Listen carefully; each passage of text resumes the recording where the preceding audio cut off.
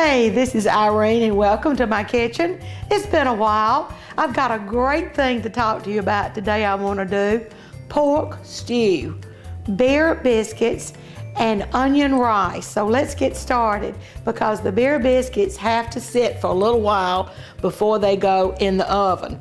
Mr. Lee Stevenson, the late Mr. Lee Stevenson, Miss Margaret's husband, gave me this recipe many years ago. It's 2 cups of Bisquick and a bottle of beer. And the beer is absolutely a most important ingredient since this is called beer biscuits. Room temperature, it doesn't have to be a can or a bottle or a light or whatever, just 12 ounces of beer. So we're gonna add this. Probably 4 cups of Bisquick instead of 2.5 because that is a lot of liquid. 2 tablespoons of sugar. That gets the yeast really happy. So we're gonna stir this up and set it aside and let it kind of do its thing while we get our pork stew going. This is a trick I learned a long time ago, is to look in your freezer department at the grocery store. You wouldn't believe what all you can find there. And you know how expensive yellow and red peppers are?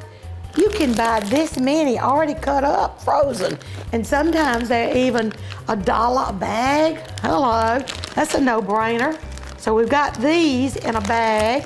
I've got some oil over here, come with me. So let's put in about a cup of these frozen vegetables that are starters, they call it. Onions, red peppers, green peppers, and yellow peppers. Isn't that pretty already? I've got about 2 pounds of pork tenderloin that I cut up, and it was frozen. You do know that trick. So much easier to cut up things when they're almost thawed, still got a little ice in them, cuts so much better. Okay, so I've got my pork tenderloin. Let me cut this down a little bit. Really dancing over here. And here's this good old standby shake and bake. Comes in a bag.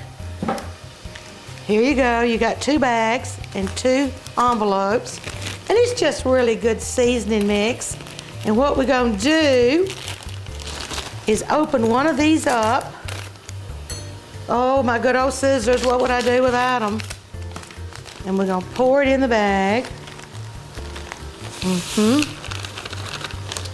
Easy enough already. And then here comes that good old pork tenderloin. It's all chopped up.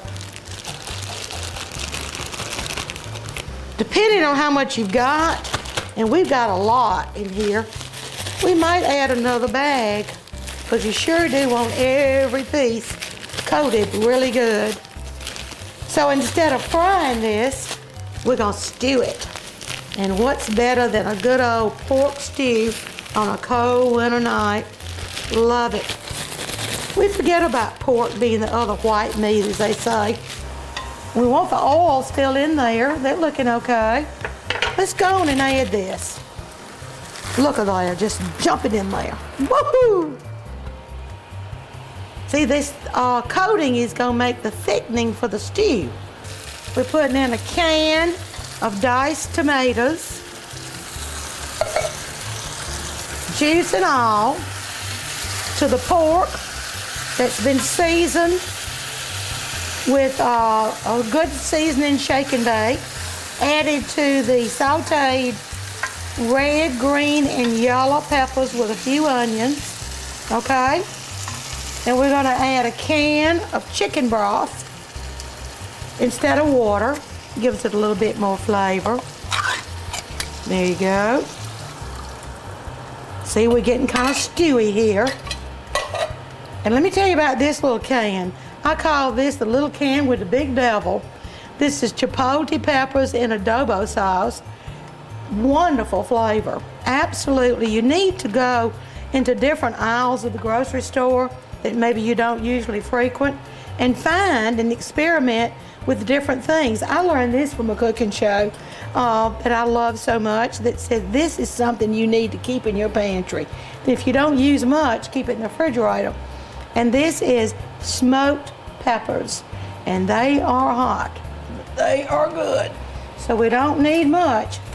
I'm using a little bitty spoon here, just enough to give it that smoky flavor, and a little hot. Maybe a little more. Okay. Now look, you're not gonna believe this. Trust me. We are going to put in a package of dried cranberries. I promise you're not gonna believe how good it is. And also we have a package of right off the shelf stew seasoning, any kind you want to use. This happens to be beef, but that's okay. You know, pork and beef are kind of the same pasture people. So we're gonna stir this up. We're gonna cover it, let it simmer for 25 minutes. We're already into this wonderful dinner. Boy, you talking about being a lumberjack supper. This is absolutely gonna cure anybody's hunger.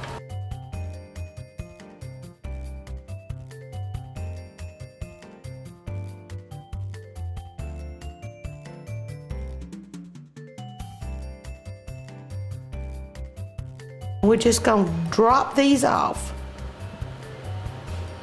And we're just gonna make big ones, bigger the better. And they are gonna rise. So let's don't put them too close together. They're going in the 375-degree oven for about 15 minutes.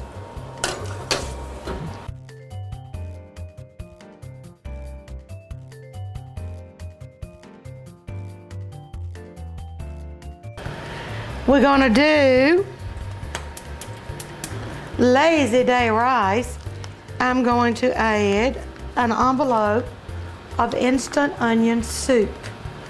And this is 4 cups of water, 4 cups of rice. You always do instant rice and liquid, same ingredients. You already know that. And then when this comes up to a boil, I'm gonna add the rice to it. But in the meantime, I'm gonna go on and put this onion soup in it.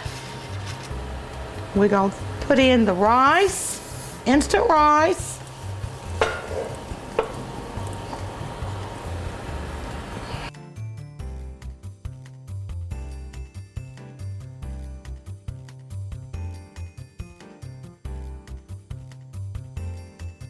A little melted butter never hurt.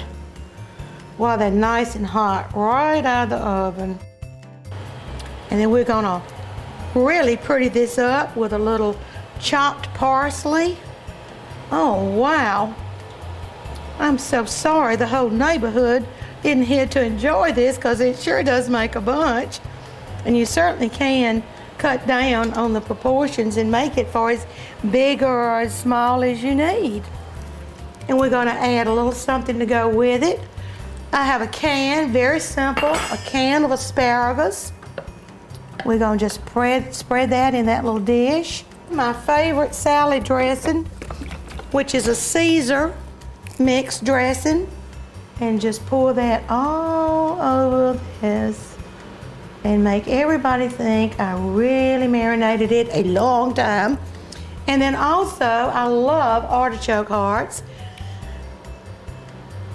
And if you can't open the jar, let me show you a trick if you don't already know.